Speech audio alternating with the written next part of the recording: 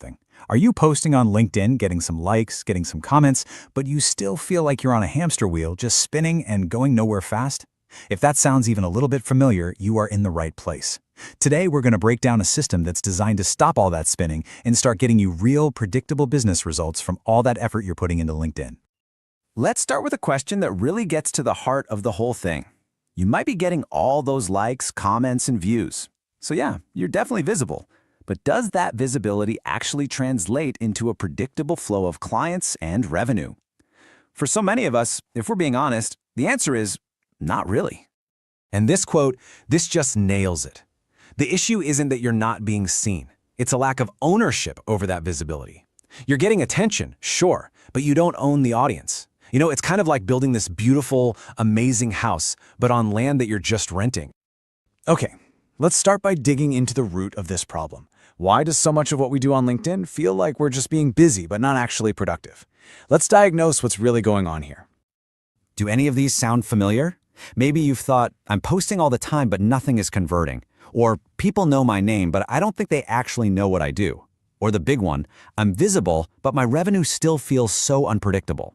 Look, these aren't just feelings. They're symptoms of that visibility without ownership problem we were just talking about. This isn't a content problem, it's a system problem. So, how in the world do we fix this? Well, the solution is surprisingly simple, but it does require a pretty fundamental shift in how we think about LinkedIn. We need to stop chasing views and start building actual assets. Let's take a look at what that really means. This slide just lays it out so perfectly. Over on the left, you've got the old goal, chasing these fleeting metrics like impressions and likes. But on the right, that's the new goal, focusing on building durable, real assets like relationships and actual pathways to revenue. It's the difference between just renting someone's attention for a moment and truly owning your audience. So here's the big takeaway, the key mindset shift. You have to stop treating LinkedIn like it's some kind of stage for a content performance. Instead, start treating it like a core piece of your business infrastructure, just like your website or your email list. It's a tool for systematic, real growth. All right, let's pop the hood and look at the engine of this system. We're going to see how this whole thing builds a predictable machine for your business. This is where all that theory turns into a concrete, actionable plan. And you know what? The entire system is actually beautifully simple. It's built on just 3 core, totally interconnected parts. And when these 3 pieces start working together, they create a kind of momentum that's really hard to stop. So, here they are. First, crystal clear positioning. Second, a sustainable rhythm for your visibility. And third, a deliberate flow to turn those connections into actual revenue. Let's break down exactly what each one of these means. Okay, part 1 is the foundation for everything. Every single thing you do on the platform.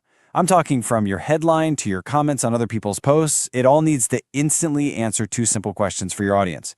Who do you help, and what problem do you solve for them? When this is clear, people don't just see you, they get you. Part 2 is all about trading that content chaos for a calm, consistent rhythm. So instead of scrambling for ideas every day, you create one core message for the week. Maybe that's a short video on Monday. Well, that can become a simple text post on Wednesday and maybe a poll on Friday. The goal here isn't to go viral. It's just to be relentlessly consistent and to start real conversations. And part 3, honestly, this is where the ownership really happens.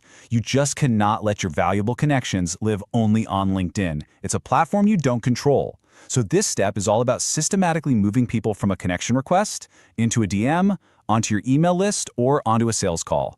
It's a real business development system, not just a hope they reach out strategy. So, now that we've seen the engine, let's talk about the destination. When you put these 3 parts together and they're all firing, what does this system actually build for your business? Well, the payoff really comes down to 3 incredibly valuable outcomes. This is why this stuff matters. First, you get more predictable revenue because your visibility is directly connected to your offers. Second, you feel way less overwhelmed because you're not just winging it, you're operating from a simple, repeatable rhythm. And third, you build a much stronger, ownable brand with a clear message that people actually remember. Okay, to wrap this explainer up, let's bring it all back to you and what you're doing on LinkedIn right now. It really all boils down to one simple, clarifying question. And that brings us to the final, most important question to ask yourself. Just look at your LinkedIn activity from the last month. Were you building temporary attention that kind of disappears with the next algorithm change? Or were you building long-term ownable assets, like an email list and real client relationships that are going to fuel your business for years to come? The answer to that question? Well, it changes everything.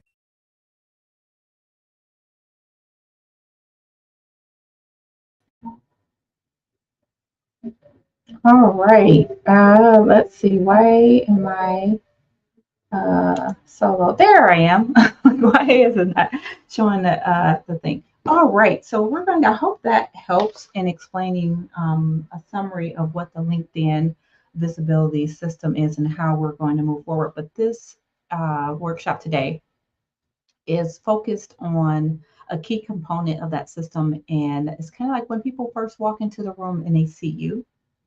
When they see you, the first thing they see is your appearance, and that is the LinkedIn, the profile component. So we are going to get started, and if people have questions, they can ask them. And I'll just kind of go through. At this point, you can take this information. The goal is for you to take this information and just start thinking about things differently. What I find that is helpful is when if I get new information, that new information I have give it a moment to sink in, and once it sinks in, then I can apply it. So whether you work that way or not, I hope that's helpful. I'm trying, not trying. There is no try. There is only do. I do plan to have multiple ways to learn. So the first thing that you saw was the video explainer. That is great. Now we have the slides. And then there will also be other opportunities where there might be more of a podcast type of engagement, and I'll be sharing that. And of course, I love, not, I guess I love to write, but I will also probably write an article about this and just share it from my perspective through the lens of an IP attorney on, because as we're building things, I don't necessarily want to build something or what I hope for you, the reason why we're doing this is not necessarily build in a silo. We're building with intentionality. We're building with purpose. What we're doing, everything has a purpose of why we do it. So let's start with the LinkedIn. It's not what you think. And I'm learning that too. The past year or so of using LinkedIn, just thinking about how to use it differently and not look at it. I know LinkedIn has started off as, and probably still is, a recruiter platform, but also the people that recruiters are after can be your clients.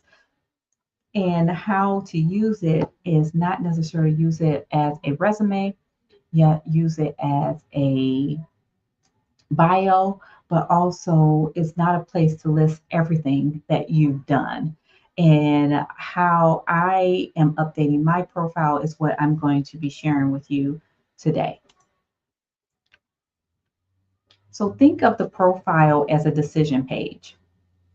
People are coming to, and not just a decision page, think of it as a landing page. If people were coming to, as you build out landing pages, if you've ever built out a landing page, you have your header, you have your middle ground, what you're all about, very succinct, what you want people to get from it. The next section about you, what you want people to know, what are their next steps, and then some other tidbits, FAQs, all those things are on a landing page. Think of your profile in the same way. We want to, if someone lands on your profile, do they trust you? Are you building trust with them? What do you want them to know to trust you? Do they understand my world? So this is when someone lands, what are they deciding? Do they understand me? So when I land on your profile, the first thing should come out, oh, you understand me. This is, you my people. And also, if they're on LinkedIn, should they follow you, connect, or move on? And you want them to make that decision.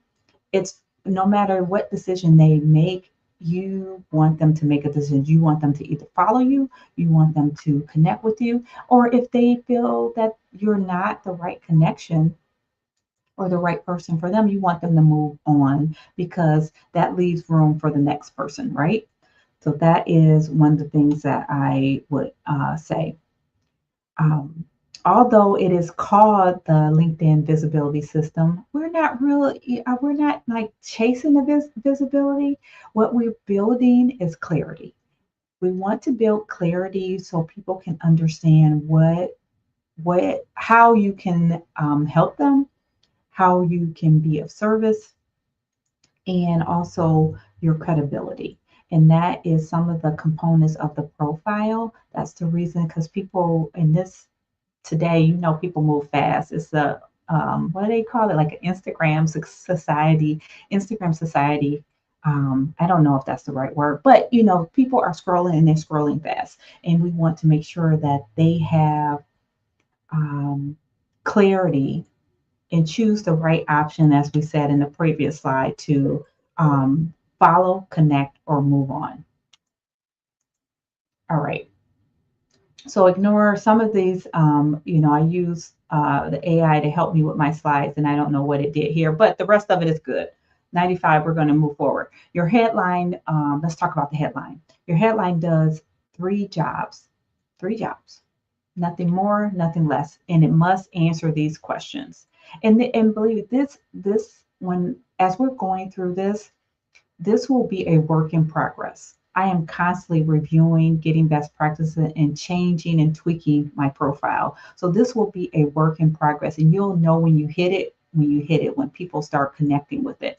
So your profile needs to answer, who is this for?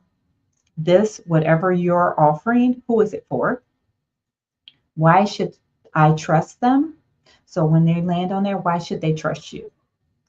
What is it about you? And a good example of this is myself, that I had a LinkedIn connection that I had a call with by using the system, and we had a call, and he suggested in my profile that I put attorney as in those first couple of words. He said if I was to see that stops me to say, oh, this person has some credibility. As it turns out, I did not have attorney in that first. I had it way down the list. So I changed that. And as I changed that, I did see an uptick in followers and people connecting and commenting. So that is a trust factor, and it can be just that simple. Do you have a credential? What is it about you that makes people trust you? What it could be something that someone told you, but we want to make sure we put that. What lane do they, and I say they, you operate in? What is your lane? What is your lane? We want to be very clear. Now is the time that with the AI and the AI search, we have to be very succinct in what we do and who we help, because LinkedIn is now using AI to share our profiles, and we need to give it the right information to put us in front of the right people. Let me know if that makes sense or if you have any questions about that. So what I would suggest, let me see if I can make this bigger so I can see my slides. To make your headline clearer right now, just the headline, you go into the headline and edit, and I want you to consider these prompts. And I love to give homework, so here's some homework. Who do you want the right person to recognize themselves as when you're writing? What words here? So you're kind of doing an audit. So you're doing an audit as you're looking through. What words here signal credibility? Because you might already be there, but as I said, this is a work in progress, and you're always going to be updating. So what words can signal credibility? Keep them. What words are unnecessary? Remove them. If someone was to skim it in a couple of seconds, what would they know about you? So you definitely want to have that. I think when I do this, I can't see. Okay, there we go. Of what they know about you. So here's the formula for if you're stuck. Your role, who you help, and what you help them do. Your role, I'm an attorney, who you help, first generation entrepreneurs, and what you help them do. Gain more visibility.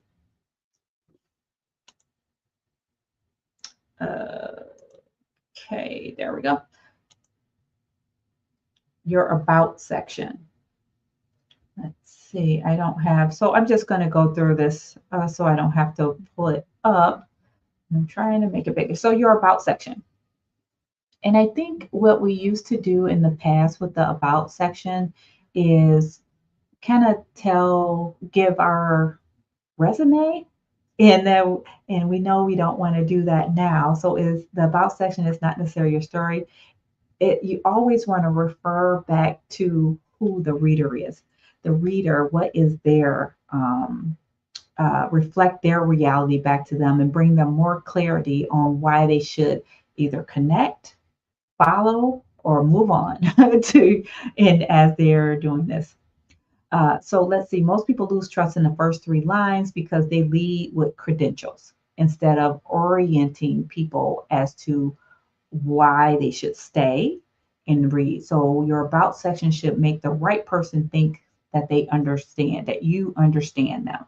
Use that section for that and craft a message that says that. All right, here is a structure that I have shared, a structure to build trust. Opening lines, you're open to show them that you understand their current reality. And this should be more of a recognition opportunity for them to recognize that you could fit in their life and support them, or recognize that you are saying something that they want to know more about that leads them to want, like you said, want to know more. And then the next part is middle, your authority and perspective. Show them why you see things differently. What makes you different? Everyone has a unique perspective on no matter what they do. And if you haven't found that, that's why we're here. Do Q&A, join the community, share. And I believe as you share more, that clarity will come with the actions that you take. But everybody has a unique perspective on why they do what they do. And then the close is direction. What is the next step? What do you want them to do? So the next step, a lot of people want the next step to book a call, download the freebie, join the community, whatever that next step is for them to enter your world. It could be DM me. Send me a direct message. That could be your next step. There's no right or wrong answer. You just want to give clarity on what that next step is. You need to give the direction. You need to give the direction. Otherwise, they're not going to, they're going to take their own direction. And most of the time, people are like, they like that. They want to be take direction. All right. So, here is your first step to rewrite your opening for recognition. So I put, this is just an example of what I use. So I deleted my first paragraph and I filled in, blank. So this is, you built something real and now blah, blah, blah. So this could be, so for me, you built something real and now it's time to get more eyes on it because we're talking about visibility, right? What stage is your audience in? These are just some prompts to help you start thinking about what to put in your about section. And remember, the about section is about you, but is framed in a way that it reads to pull. It really is about who you want to attract. I hope that makes sense. But if it doesn't, just send me a message. But that is the about section is about the person you want to attract and how you support them. I think that says it. What stage are they in? What feels heavier than it used to? And what decision keeps showing up? These are questions to ask yourself as you're crafting the message for your about section. And write in short sentences, not short sentences, but short paragraphs, no more than 2 to 4 sentences together. People read in spurts now, in blocks. So to have one big paragraph, that's not gonna happen. They're gonna read it. They're gonna feel overwhelmed. But so you have to write it as if in a post style. The second step is, let me just make sure, there we go. The second step is to show authority through your perspective. So authority is shown through perspective, not your credentials. This is the shift. This is a big shift from how I think people have used LinkedIn. They may still be using it this way, but this is why we're here, that this shift is going to get more engagement. What is your perspective? People buy from people they know, like, and trust. You have to give what your perspective. There's no right or wrong. There are billions of people on this planet, and you will find your people. Now, if you get people that don't like your perspective, congratulations. You've done that. Would be that happens, and that's okay. So you want to write, this is the homework. You want to write 2 sentences. One sentence that explains how you see the problem that you're solving differently, and a sentence that clarifies what you help them with. So that is your authority. Your authority is why you see things differently, and clarifies how you help them through that perspective. Do not use like resume language. Talk in your real tongue, how you speak. Sometimes I have a tendency as a trained lawyer to I don't necessarily, or I'll write a certain way, and sometimes it turns on that I start speaking that way. But I really take the effort in using my AI prompts to take what I write, and then I'll take it to the AI and say, no, make this more natural. Or what I'll do is speak it out. Then I say, write the prompt. So I don't have a tendency to put those 10-letter words in something as I'm writing and put that out as the post. So that is my mechanism for doing that, and not use resume language, because we're not going to do that. We're doing things differently. We're going to put out perspectives. And step 3 is provide direction. We are not giving a sales pitch. No sales. It is sales, but not. We are not giving a sales pitch. You are sharing what you offer. And if it's a fit, this is how you're telling them how to move forward. Okay. Ask yourself, what is the single most logical thing someone should do after reading your about section? What should they do? Because this is going to go into your feature section. And the feature section is where you're going to put the links and everything and what they should move forward with. Follow for more insights. Connect with, follow for more insights. So that's follow, connect. You can say connect and send me a DM. You can say join your newsletter, read an article, join my workshop, book a call, all of these, because they could be links. Whatever that next logical step for them, let's do that. And if you're not sure of that, at the very minimum, ask them to DM you. Invite them, not ask, invite them to DM you and ask questions, or comment on this post. That could be your feature. What is the recent post or a popular post? Would love your perspective on this post, whatever that is. But you do want to offer a clear direction on what they're doing, what they should do to engage. Okay, let's see.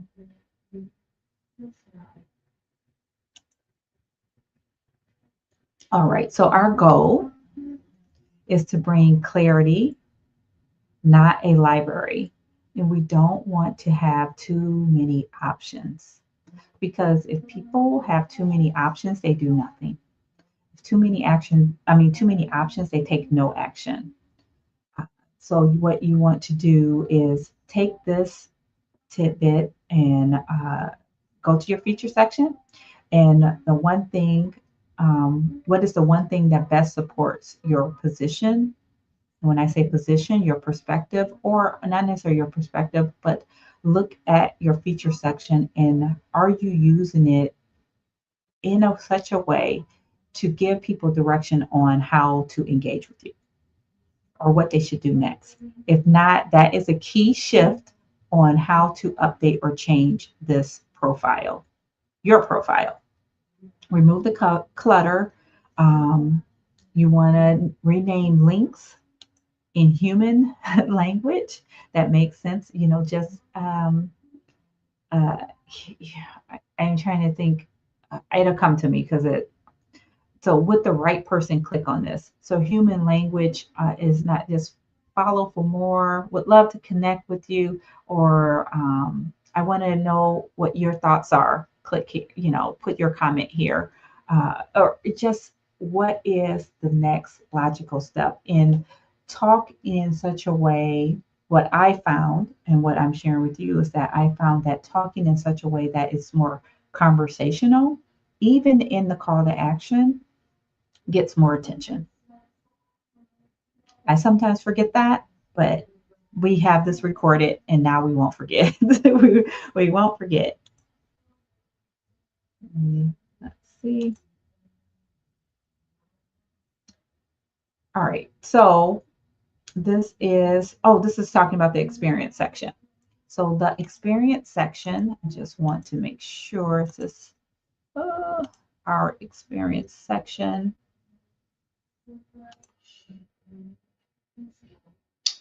Just once. Okay, got it. So your experience section, we're not rewriting everything. You definitely want to put your experience down, but you do want to scroll through your profile and probably make some tweaks because people will go through it and make sure that it aligns with everything that we just talked about, that it is an alignment, it brings credibility. How can you adjust things?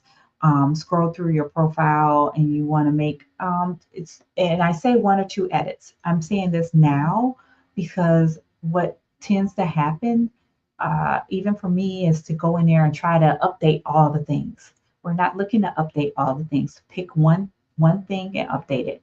May it be your profile. It might be just the about section this week. Maybe next week is the feature section, because and then the next section is your the credibility section of your profile. I just lost what that was. That highlights that in your profile. You don't have to do everything at once. We have time, and besides, you want to get out the post, and as you're posting, you will get more information in how to update and use the words that attract the people that you want to attract. Some of the things that may be in your profiles, things that sound more like content and is content and should not necessarily be in the credibility section. And what can be simplified? People want to know outcomes. What were the results? What can we change to an outcome or result? All right, so that is, I'm going to remove this. How do I remove it? There we go. Yay! So that is one of the things. I wanted to show you one other thing. I don't think it was letting me upload it. Let's see if I can pull it. For some reason, it's not letting me pull the graphic. Yeah, it's saying invalid type. Okay, well, just going back to the beginning. Visibility system. Let's do a recap. Let me see if I can share this screen. Maybe I can do it this way. Give me 1 second here. Maybe I can open it this way. Oh, yeah. All right. Let's see. I'll make it big. Maybe I can share my screen. Share screen. All right. Let's do a recap. All right. So let's do a recap. Building a LinkedIn profile that builds trust. We're going to go, oh, my cursor's there. Okay. The headline. This is your 3-second pitch. All of this will be inside the community, inside the visibility system. So the recording, this graphic, and the slides will also be there. So no worries if you if this gets get past you if you are, it will be inside the LinkedIn visibility system portal. Okay, so the headline, your 3-second pitch, 3 seconds. Again, it's not just your job title. We're going to answer who is this for, why should they trust you, and what is your lane? What is your lane? And we want to prioritize, don't get creative don't try to use fancy words. Just be clear, very clear, and use restraint.